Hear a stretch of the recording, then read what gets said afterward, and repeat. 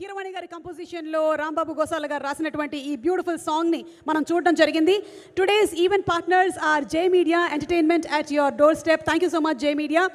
And ఇక ఆలస్యం చేయకుండా మనం పిలిచేయబోతున్నాము. పదవుల్ని గెలవడం మాత్రమే కాదు, ప్రజల మనసుల్ని కూడా గెలిచినటువంటి మా నాయకుడు, ఆర్ పవర్ స్టార్, జనసేనాని పవర్ ఏమిటో చూపించినటువంటి ద ట్రూ లీడర్ హరిహర వీరమల్లుగా ఫుల్ డెడికేషన్తో పవర్ఫుల్గా మనకి ఇంటెన్స్గా కనిపించబోతున్న పవర్ స్టార్ పవన్ కళ్యాణ్ గారిని సాదరంగా వేదికపైకి ఆహ్వానించేస్తున్నాము.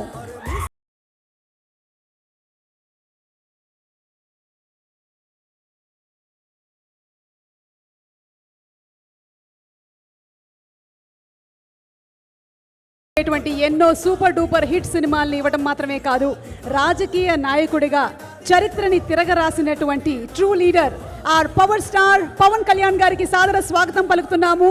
అండ్ అలాగే ఏఎం రత్నం గారికి శుభాకాంక్షల్ని తెలియజెప్తూ ఉన్నాము. ఖుషీ సినిమా విడుదలై 19 సంవత్సరాలు అవుతుంది. మళ్ళీ వాళ్ళిద్దరి కాంబినేషన్లో ఈ సినిమా వస్తుంది. So wishing them super success. Mega Surya productions banner పైన వస్తున్నటువంటి ఫిల్మ్, ఏఎం రత్నం గారు ప్రెజెన్స్ అండ్ దయాకర్ రావు గారు నిర్మాతగా, జ్యోతి కృష్ణ గారు అండ్ క్రిష్ గారు దర్శకులుగా వస్తున్నటువంటి సినిమా. మనోజ్ పరమహంస గారు డిఓపిగా, కేఎల్ ప్రవీణ్ గారు ఎడిటర్గా అండ్ తోటతరణి గారు ప్రొడక్షన్ డిజైనింగ్ చేసినటువంటి ఫిల్మ్. నిధి చాలా గ్లామరస్గా, బ్యూటిఫుల్గా అండ్ బ్రిలియంట్ పర్ఫార్మర్గా చేసినటువంటి ఫిల్మ్. బాబీ డియోల్ గారు ద మొఘల్ ఎంపరర్గా కనిపించబోతున్న ఫిల్మ్. మా పవర్ స్టార్ పవన్ కళ్యాణ్ గారు హరిహర వీర మల్లుగా మనం జూలై 24వ తారీఖున చూడబోతున్నటువంటి ఈ తరుణంలో వారికి శుభాకాంక్షల్ని చెప్తూ వేదికపైకి ఆహ్వానించేస్తున్నాము. Group picture please. టీం అందరినీ కూడా ఒకసారి.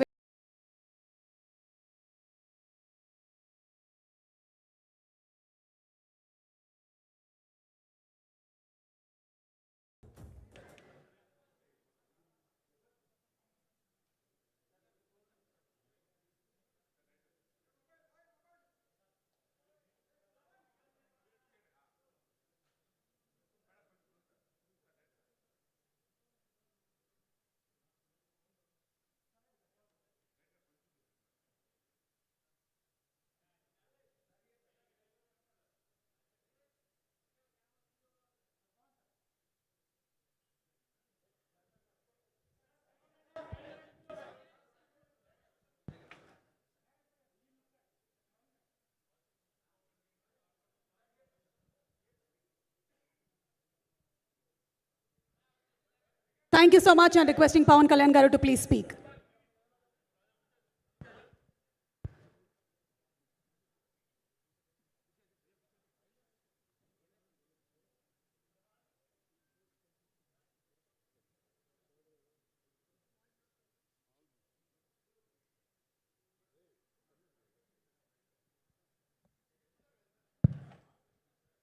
పోడియం లేకపోతే కొంచెం మాట్లాడడం కష్టం నాకు. అంటే ఎలా ఉందంటే నగ్నంగా ఉన్నట్టుంది పోడియం లేకపోతే. కొంచెం అందరూ మీరు దయచేసి వస్తే let me have an interaction. అంటే నా జీవితంలో మొట్టమొదటిసారిగా అంటే ఎప్పుడు చేశాను ఇంత, నాకు పొలిటికల్ ఇంటరాక్షన్ చేశాను కానీ మీడియా మిత్రులతోటి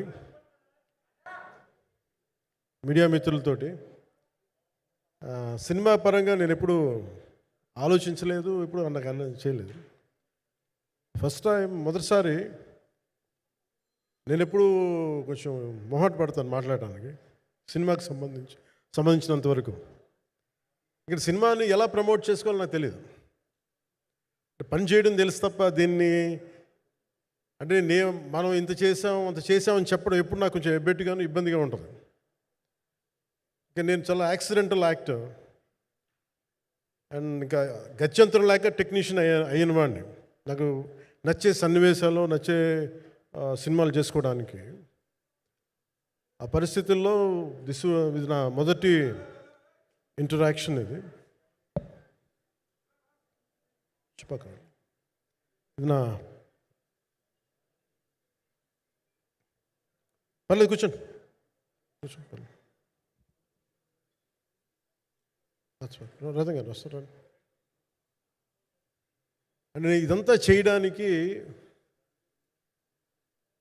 మీడియా మాట్లాడడానికి ఇదేదో నాకు పొగరు అహంకారం ఏం కాదు.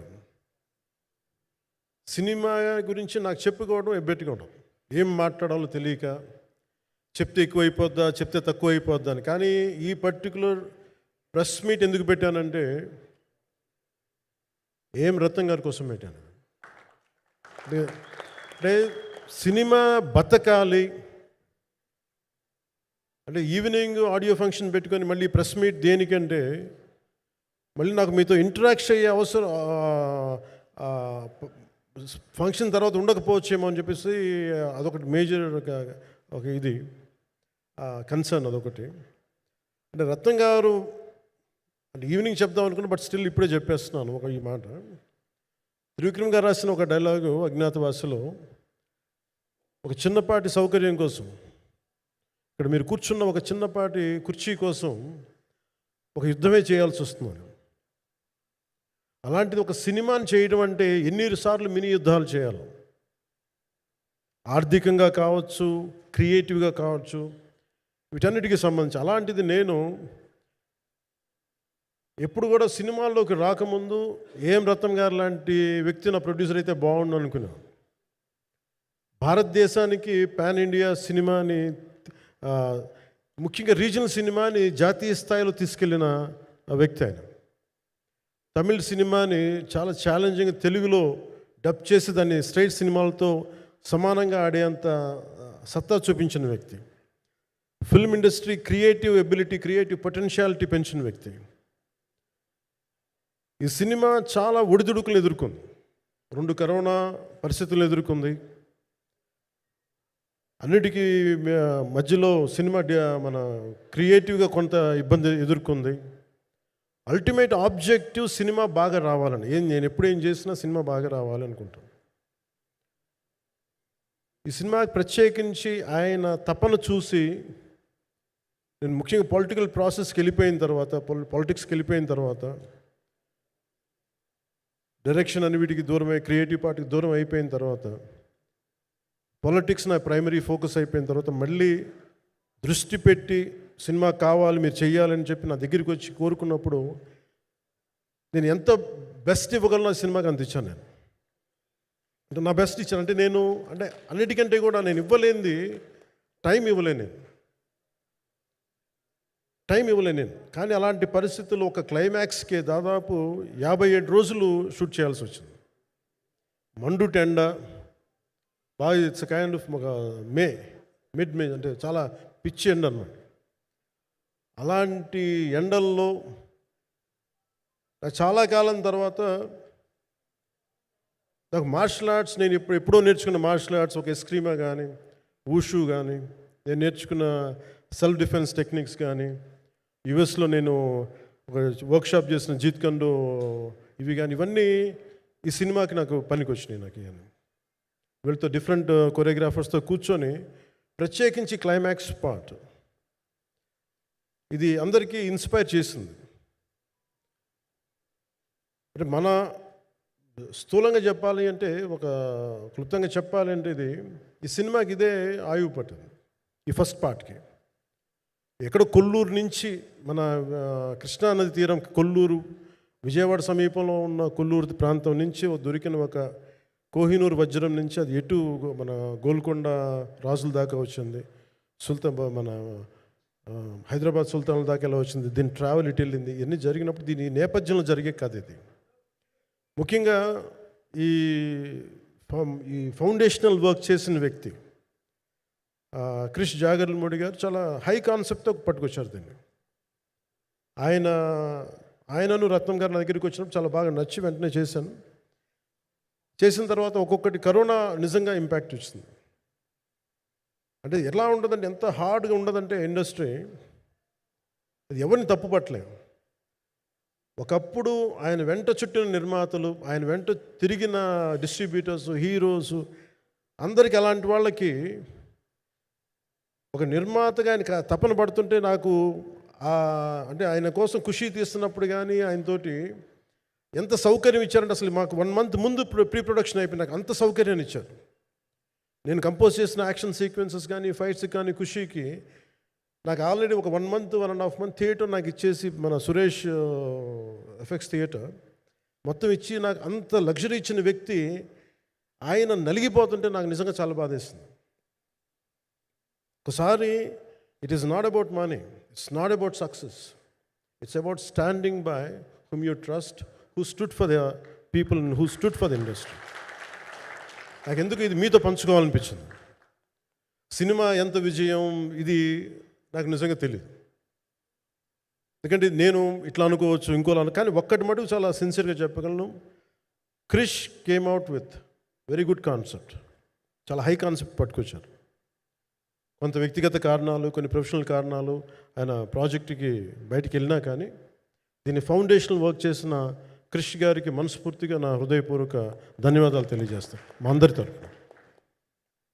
అలాగే తర్వాత స్టెప్ ఇన్ అయింది మన జ్యోతికృష్ణ గారు. నేను ఖుషి సినిమా చేస్తున్నప్పుడు అప్పుడే లండన్ ఈ ఫిల్మ్ మేకింగ్ కోర్స్ చేసి మన డైరెక్షన్లో ఇన్స్టిట్యూట్ అంతేనా డైరెక్షన్ ఫిల్మ్ మేకింగ్ కోర్స్ చేసి అప్పుడే గ్రాడ్యుయేట్ అయ్యి వచ్చి అప్పటి నుంచి ఉన్నప్పుడు బట్ యాక్చువల్ తనతో మాట్లాడుతుంటే మోస్ట్ సెన్సిబుల్ డైరెక్టర్ అనిపించారు. ఈ ఒక టైంలో ఏమనిపించిందంటే బయట ఉన్న మాటలు కానీ అసలు సినిమా వస్తుందా లేదా బయటికి అని ఉండేది. కానీ మాకు ఎప్పటికప్పుడు నీరసం పడిపోయినప్పుడల్లా నాకు నీరసం వచ్చేసేది. సినిమా అవ్వదా అనుకున్నప్పుడల్లా దీనికి ప్రాణవాయువునిచ్చిన వ్యక్తి కీరవాణి గారు. ప్రతిసారి నేను వర్క్ చేసి నేను ఎందుకంటే సినిమా చివరిదాకా నేను నమ్మను ఎప్పుడు. నేను ఒక సినిమాని నేనేం నమ్ముతాను, చిన్నప్పటి నుంచి వెరీ ఫార్మేటివ్ ఇయర్స్లో నుంచి కూడా ఒక మంచి సినిమా గురించి నువ్వు మాట్లాడక్కర్లా, రిలీజ్ అయితే బాగలేకపోతే ఎలాగ మాట్లాడక్కర్లా. అందుకే నేను ఎప్పుడు సినిమా క్వాలిటీ మీద దృష్టి పెడతాను తప్ప ఇంక మిగతా వాటి మీద మాట్లాడను. అందుకే నాకు ఎప్పుడు ఈ మాట్లాడటం అనే దాని మీద ఎప్పుడు దృష్టి పెట్టలేం. కానీ ఫస్ట్ టైం ఈ సినిమాకి చాలా అవసరం అనిపించింది. అందుకని ఒక నిర్మాతలు కనుమరుగవుతున్న ఈ సమయంలో ఒక బలమైన సినిమా తీసి ఒడిదుడుకుల్ని తట్టుకోగలిగి ఒక నిర్మాత కనుమరుగవ్వకూడదు. ఆయన పక్కన ఏది ఉండాలని అండగా ఉండాలని చెప్పేసి నేను అన్నీ వదిలి, ఇంత బిజీ షెడ్యూల్స్ అన్నీ వదిలేసి, ఒకవైపు నన్ను నా ప్రత్యర్థులు తిడుతున్నా కానీ, సినిమాలకు వెళ్ళిపోయిన తిడుతున్నా కానీ, ఇదేంటంటే నాకు అన్నం పెట్టింది ఇది నాకు నా సినిమా పరిశ్రమ. అంటే ఇక్కడున్న మిత్రులందరూ కూడా చాలామందికి నేను ఇండివిజువల్ ఇంటర్వ్యూస్ ఇచ్చాను. నేను చాలాసార్లు నాగేంద్ర కానీ మీరు కానీ చాలామందికి, వీళ్ళందరికీ చాలామందికి నేను వ్యక్తిగతంగా తెలుసు. కాకపోతే నాకు సినిమా అంటే నేను సినిమా గురించి ఎక్కువ చెప్పలేక ఎక్కువ మాట్లాడలేను. కానీ బట్ నాకు నిజంగా సినిమా మీద అపారమైన గౌరవం, సినిమా మీద అపారమైన ఆసక్తి, నాకు ప్రాణవాయువు అది. Story telling is a necessity for all each and every individual. So cinema అది మనకు కల్పిస్తుంది, సినిమా మనకి అలాంటి. కానీ ఈ సినిమా ప్రత్యేకించి చాలా ఛాలెంజింగ్ సర్కమ్స్టాన్సెస్లో, చాలా ఒడిదుడుకుల్లో, యాడ్వర్స్ కండిషన్స్లో కూడా మనస్ఫూర్తిగా దీన్ని ముందుకు తీసుకెళ్ళి, ఆర్థిక ఇబ్బందులు ఎన్ని వచ్చినా కానీ, అంటే నాకు పొలిటికల్గా పేరు ఉండొచ్చు, దేశవ్యాప్తంగా నేను తెలిసి ఉండొచ్చేమో, కానీ సినిమా పరంగా వచ్చేటప్పుడు నేను చాలా హీరోస్తో కంపేర్ చేస్తే వాళ్ళందరికంటే చాలా తక్కువ నేను. సో దానికి ఉండే ఇబ్బందులు దానికి ఉంటాయి. మిగతా వాళ్ళకి బిజినెస్ అయినందుకు నాకు బిజినెస్ అవ్వదు, వాళ్ళకి వచ్చినందుకు నాకు రాకపోవచ్చు. ఎందుకంటే నా దృష్టి, నా కాంపిటేటివ్నెస్ ఎప్పుడు నేను సినిమాల మీద పెట్టలేదు. నేను ఇప్పుడు సొసైటీ పొలిటికల్ ప్రాసెస్ పెట్టాను, కానీ ఎప్పుడు సినిమా మీద నేను ఎంత ఉండాలనేది నేను ఎప్పుడు పెట్టలేదు. నేను ఎప్పుడు చాలాసార్లు మన నాగేంద్ర కానీ మిగతా మన సూపర్ హిట్ మన కీర్తిశేషులు బిఆర్ రాజు గారు చనిపోయారు ఇంటర్వ్యూస్లో కూడా ఉంటుంది. ఈ చిత్ర పరిశ్రమ చాలామంది హీరోస్ ఉంటారు, వాళ్ళలో నేను వన్ ఆఫ్ ది హీరో అంతే. నాది ఒక సంవత్సరంలో ఒక ఫ్రైడే ఒక థర్స్డే రిలీజ్ అవుతుంది అంతే, అంతకుమించి తప్ప ఇది అందరి పరిశ్రమ, అందరూ రావాలి అలాంటిది నేను కోరుకునేవాడిని నేను. సో దాంట్లో భాగంగా రత్నం గారు లాంటి నిర్మాత బతికుండాలి, రత్నం గారి నిర్మాతకి ఇబ్బందులు కలగకూడదని చెప్పి లాస్ట్ మినిట్లో ఇంక చూసిన తర్వాత I stepped in to it. నేను భుజాల మీదకి తీసుకున్నాను ఇది. క్లైమాక్స్ని ఎలా భుజాల మీదకి అంటే, ఎందుకంటే ముఖ్యంగా ఇక్కడ ఇది ఇంకొక బలమైన స్టార్ కాస్టింగ్ చాలా బాగా చేశారు నేను. ముఖ్యంగా బాబీ డియోల్ గారిని అంటే ఈరోజు చూస్తుంటే నాకు అదే అనిపించింది. ఈరోజు మన ప్రెస్ మీట్ కూడా నేను వచ్చాను. పాపం అందరూ ఎంత బిజీగా ఉన్నారని రాత్రి కొన్ని రాత్రుల నుంచి నిద్రలేదు. మన మనోజ్ పరమహంస గారికి కానీ, రత్నం గారికి కానీ, జ్యోతి గారికి కానీ పాపం ఈ సినిమా ప్రమోషన్ సింగిల్ హ్యాండెడ్గా పాపం నిధి అగర్వాల్ భుజాల మీద వేసుకొని నాకే బాధ అనిపించింది. పాపం ఒక అమ్మాయి తన కెరీర్ తను చూసుకోవాల్సిన అమ్మాయి కూర్చోబెట్టి నాకే సిగ్గు అనిపించింది. I have to truly appreciate you. అంటే చాలా పాపం అన్నీ వెళ్తూ ఉంటే నాకు ఇదేంటి సినిమాని అనాథలా వదిలేశారంటే అనిపించింది. సో నాకేమనిపించింది, ఈ సినిమాకి ఎవరు అనాథలా వదలలేదు, నేను ఉన్నానని చెప్పడానికి వచ్చాను ఈ రోజున. ఎందుకంటే నేను కోట్లాది మంది ప్రజలకి అండగా ఉండేవాడిని, దేశంలో ఉండే సమస్యలకి స్పందించేవాడిని. అలాంటిది తెలుగు సినిమాకి, నా సినిమాలకి మీకు తెలుసు గతంలో ఎన్నిసార్లు ఇబ్బందులు పెట్టారు.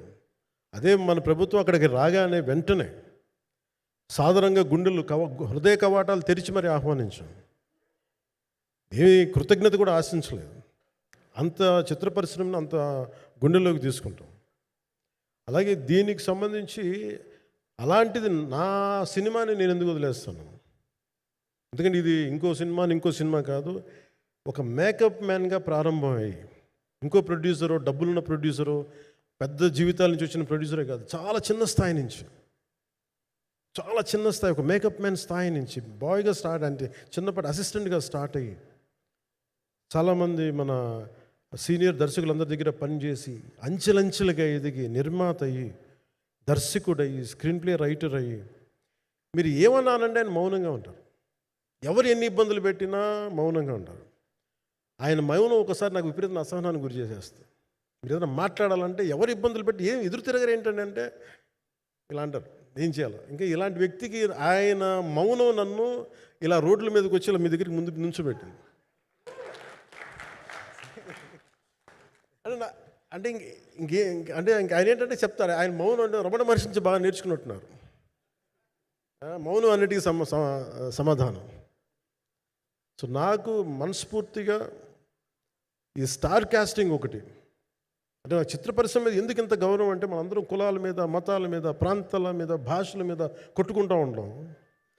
But any film industry you take in this world, especially Indian film industry, దీనికి there is no caste discrimination, there is no region discrimination, there is no religion discrimination, nothing.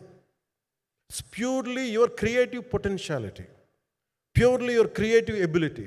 నువ్వు చిరంజీవి గారి తమ్ముడు కావచ్చు, చిరంజీవి గారి కొడుకు కావచ్చు, లేదంటే ఇంకొకళ్ళు అబ్బాయి కావచ్చు, మేనల్లుడు కావచ్చు, ఇట్ డజంట్ మ్యాటర్. నీకు టాలెంట్ లేకపోతే నువ్వు నిలబడలేవు, నీకు సత్తా లేకపోతే నువ్వు ఇక్కడ ఉండలేవు. అది నా కొడుకైనా సరే. ఇట్ ఆల్ డిపెండ్స్ నీకు ఎంత టెనాసిటీ ఉంది, ఎంత పర్సీవరెన్స్ ఉంది, ఎంత నిలబెట్టుకోగలవు, ఎంత నిలదొక్కుకోగలవు, ప్రతికూలతలు ఎంత బలంగా నిలబడగలవు. ఒక నిర్మాత సినిమా తీయడం అంటే ఒక యజ్ఞం చేయడం లాంటిది. తిట్లు తినాలి, ఇబ్బందులు పడాలి, అన్నీ పడిన తర్వాత ఫైనల్ డబ్బులు మిగిలితే కూడా తెలియదు. ఇలాంటి పరిస్థితుల్లో నాకేమనిపించిందంటే ఈయన పడ్డ కష్టం చెప్పాలనిపించింది ఈ రోజున. ఈ ప్రెస్ మీట్ తాలూకు ముఖ్య అంశం, ఒక చిన్న స్థాయి నుంచి వచ్చిన వ్యక్తి నిర్మాతగా ఎదిగి ఆయనకున్న పాపం, ఆయన మంచితనం ఆయన్ని శాపంగా అవ్వకూడదని చెప్పి ఒక ఉద్దేశంతో ఆయన మంచితనం చెప్పాలి, ఆయన ఒక మంచి సినిమా చేశారని చెప్పడానికి నేను ఈ రోజున మీ ముందుకు వచ్చాను. ఎందుకంటే నేనేం నమ్ముతానంటే సినిమా బాగుంటే ఎలాగో చూస్తారు, దీని గురించి చెప్పక్కర్లేదు. సినిమా బాగాలేకపోతే ఎలాగో చూడరు, మీరు ఎంత పబ్లిసిటీలు చేయండి ఇవన్నీ అనుకోండి. అందుకే నేను పెద్ద ఎక్కువ మాట్లాడక ప్రయత్నం చేయను. కానీ ఈ పర్టికులర్ రోజు మటుకు, ప్రత్యేకంగా ఈ రోజు మటుకు ఆయన పడ్డ కష్టం ఈ సినిమాకి, అలాగే ఒక్కొక్క కాస్టింగ్ ఆయన చేసింది, దీనికి నేను క్రిష్ గారిని కూడా చాలా మనస్ఫూర్తిగా అభినందిస్తున్నాను. ఎందుకంటే ఆయన కూర్చున్నప్పుడు ఎంతమందిని పెట్టాం, ఒక ఔరంగజేబ్గా మిగతా నటులు ఒకళ్ళిద్దరు యాక్టర్స్ని పెట్టి కూడా ఒకళ్ళ చేత యాక్ట్ చేయించాం ఒకళ్ళ చేత. కానీ Bobby Deol so apt for Aurangzeb, ఎంత కన్విక్షన్తో చేశాను. అప్పటికి ఆయనకి ఇంకా ఆయన చేసిన హిందీ సినిమాలు కూడా రాలేదు ఇంకా ఆయనకి. ఎంత కన్విక్షన్తో చేశారంటే నాకు నిజంగా ఆయనతో యాక్ట్ చేయడం చాలా ఆనందాన్ని ఇచ్చింది. సో అలాంటి బాబీ డియోల్ గారిని మొత్తం pan India, Manoj Paramahamsa was roped in last. ఇంకా సినిమా ఎట్లా మనం అయిపోవాలి, నేను పాలిటిక్స్కి వెళ్ళిపోయిన తర్వాత, డిప్యూటీ సీఎం బాధ్యతలు తీసుకున్న తర్వాత అందరికీ అయిపోయింది, సినిమాలు చేయలేడు ఇతను, ఎలా చేస్తాడంటే నాకు తెలుసు కష్టం అని. నేను ఎలా చేశాను ఈ సినిమా అంటే పొద్దున్న 2 గంటలు చేసామండి. బ్రేక్ఫాస్ట్ టైము, లేదంటే నా ఎక్సర్సైజ్ టైంని కొంచెం మిడ్ నైట్కో లేదంటే ఎర్లీ మార్నింగ్ 4 గంటలు పెట్టుకొని ఆ 2 గంటలు ఏమి దొరుకుద్దో ఆ 2 గంటలు ఇస్తే జ్యోతి, మనోజ్ గారు, మన రత్నం గారు వీళ్ళు కూర్చొని ప్లాన్ చేసి, అది కూడా నా ఆఫీస్కి, నా పార్టీ ఆఫీస్కి కూతవేటు దూరంలో ఉన్న ఒక మా స్నేహితులు ఒక వాళ్ళ గోడౌన్ ఉంటే అక్కడ కూర్చొని షూట్ చేసాం. ఎంత మండుటెండంటే అసలు దాంట్లో కూర్చొని మ్యాట్ వర్క్ చేసి మీరు ఫైనల్ రిజల్ట్స్ చూస్తే ఇది ఇక్కడ చేశారంటే అంత ఆశ్చర్యం అనిపిస్తుంది. And hats off to Manoj Paramahamsa garu. And ఈ సీన్స్ అన్నిటికీ ప్రీ విజువలైజేషన్, ప్రతి సీన్ చేయబోయే ముందు అసలు నాకు ఏమనిపించిందంటే సినిమా చేయగలమా లేదనని పరిస్థితుల్లో జ్యోతికృష్ణ గారు ముందుకు వచ్చి నాతో మాటలు నేను చెప్పలేదని, ఇది ఇలా చేస్తాం అలా చేస్తాం ఏం చెప్పలా, ఏమి చేయబోతున్నాడో ఎవ్రీథింగ్ వాజ్ ప్రీ విజువలైజ్డ్. ఈ సీన్ ఇలా ఉండబోతుంది, ఈ చేయబోయే సీన్ ఇలా ఉండదు. నాకు దాని మీద ఆత్మవిశ్వాసం కలిగింది. నాకు లేదు, ఒక సత్తా ఉన్న దర్శకుడు, తెలుగు చిత్ర పరిశ్రమకి సైజ్ తీయగలిగేవాడు, మంచి సాలిడ్ ఎడిటింగ్ సెన్స్ ఉన్నవాడు, మ్యూజికల్ సెన్స్ ఉన్నవాడు. అలాంటి వ్యక్తికి మనోజ్ పరమహంస గారు తోడారు. వీళ్ళిద్దరు కాంబినేషన్లో రత్నం గారి అనుభవంతో ఈ రోజున ఒక మంచి ప్రోడక్ట్ అయితే తీసుకొచ్చాం. ఇది ఎలా ఉంటుంది, ఎలా ఉండబోతుంది, ఎంత హిట్ అవుతుంది అనేది ఇది సంపూర్ణంగా ప్రజల చేతిలోనే ఉంటుంది. అది ఏ స్థాయిలో ఇది ఉంటుంది అనేది అది ప్రజలు చెప్పాల్సింది తప్ప అది నేను చెప్పుకునేది కాదు. బట్ నా వరకు నేను ప్రత్యేకించి నేను వ్యక్తిగతంగా చేసింది ఈ సినిమాకి అపార్ట్ ఫ్రమ్ యాక్టింగ్ కాంట్రిబ్యూషన్, నేను ఏ సినిమా చేసినా ప్రతి సన్నివేశంలోనూ ప్రతి సాంగ్ అండ్ డాన్స్లో కూడా కొన్నిసార్లు నేను చేయలేక, నేను ఒక రిలక్టెంట్ యాక్టర్లో ఎలాగో టెక్నీషియన్గా కూడా నాకేంటంటే సుస్వాగతం సినిమాలో నన్ను తీసుకెళ్ళి వైజాగ్లో బస్సు మీద ఎక్కించి డ్యాన్స్ చేయమన్నారు. చచ్చిపోయాను డ్యాన్స్ చేయలేక. ఇంకా మిగతా వాళ్ళకి ఎంత తేలికైన డ్యాన్స్ నాకు చేయాలంటే నేను గింజుకుపోయి నేను అనుకున్నాను ఈరోజు నేను సినిమాలు మానేస్తాను చెప్పి మా వదినికి ఫోన్ చేసి కూడా చెప్పాను, చాలా పర్యాలు చెప్పాను. అలాంటి అందుకని నాకేంటంటే సాంగ్ అండ్ డ్యాన్స్ కూడా నేను ఎలా చేయగలను దానికి అనుకోగా నేను ఎత్తుక్కుంటాను. అలాగే యాక్షన్ సీక్వెన్స్ కూడా రియల్ లైఫ్లో కొడితే ఎలా ఉంటుంది, మార్షల్ ఆర్ట్స్లో సాధన ఉన్నవాడిని, ఈ లాట్ ఆఫ్ వర్క్షాప్స్, ఈ మార్షల్ ఆర్ట్ వర్క్షాప్స్ చేసిన వాడిని కాబట్టి హౌ రియలిస్టిక్ వీ కెన్, ఎంత సహజంగా మనం వెళ్ళగలం, వీటి మీద ఒక అవగాహన ఉన్నవాడిని కాబట్టి చాలాసార్లు కూర్చుంటాను. కానీ ప్రత్యేకించి ఈ 20 minutes లాస్ట్ సీక్వెన్స్ ఇది 2 పార్ట్స్గా ఎలా అయింది అంటే ఒరిజినల్ థాట్ క్రిష్ గారి దగ్గర నుంచి వచ్చినప్పుడు ఇట్ వాస్ క్వైట్ లాంగ్. ఒక నిన్న ఈ సినిమా ఒక పాటలు అవుద్దని అనేవాడు మొదటి నుంచి. బట్ లేటర్ వాళ్ళు డిసైడ్ చేసుకొని ఒక టైంలో ఇది అవ్వదు, you want make it as 2 parts అనుకున్నప్పుడు ఎక్కడికి వచ్చి ఆగిందంటే ఈ క్లైమాక్స్ దగ్గరికి వచ్చి ఆగింది ఫస్ట్ పార్ట్. సో చెప్తున్నప్పుడు నాకేమనిపించిందంటే how else we can take it, how else we can scale it up. So దానికి నేను కూర్చొని నాకున్న ఈ మార్షల్ ఆర్ట్స్ కానీ బేసిక్ యాక్షన్ కొరియోగ్రఫీ నా ప్యాషన్ కాబట్టి ఈ పర్టికులర్ డ్రామా, ఈ పర్టికులర్ దాంట్లో ఏంటంటే మొఘల్ టైమ్స్లో ప్రతి ఒక సగటు భారతీయుడు అనుభవించిన బాధ అది.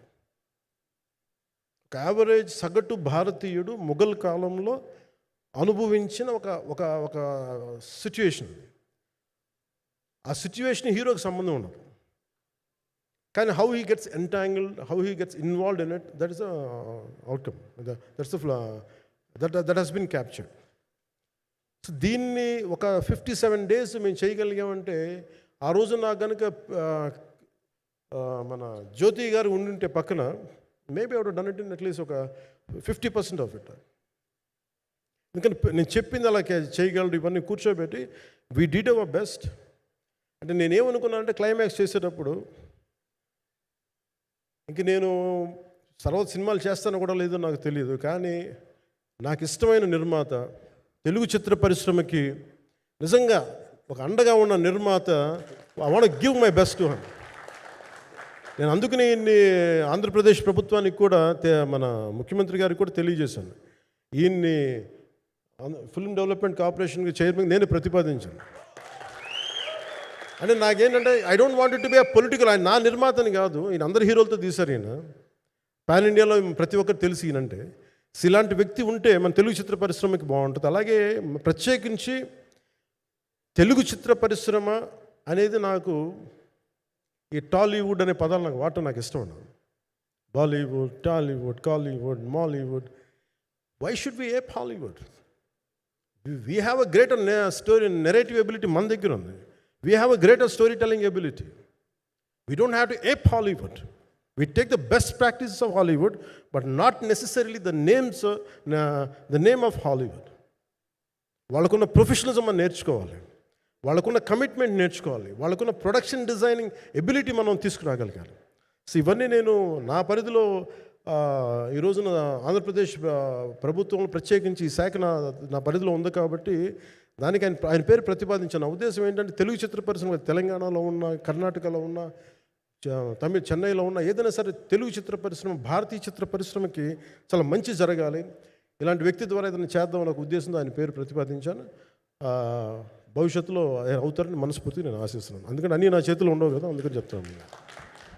ఇఫ్ అండ్ బట్ చెప్పాలి కదా.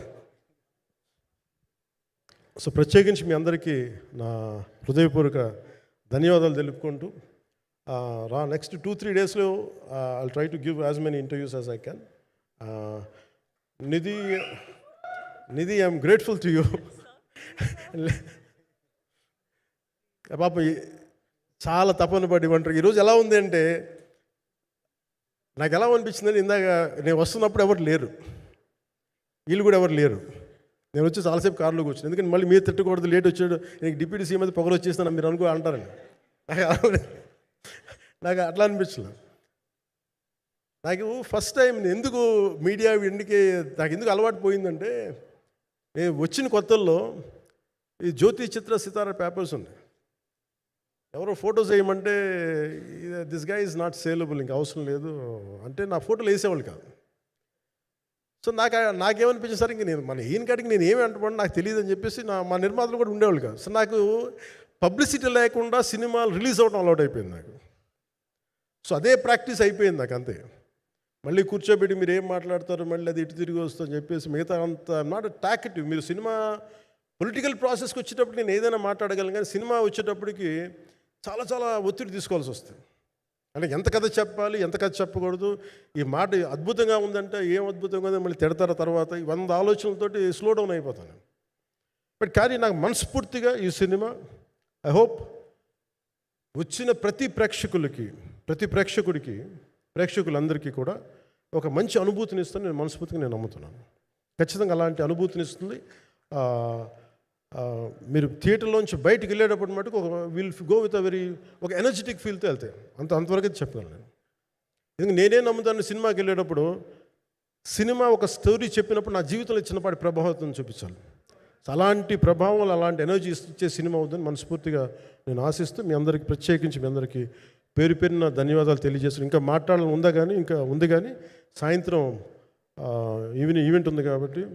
సో ఇంకొక మారు నేను చెప్తాను ఎందుకు ఈ పర్టికులర్ ప్రెస్ మీట్ అంటే, I want to tell you I'm grateful to each one of you. I'm grateful to you. Thank you for standing by us. Thank you very much.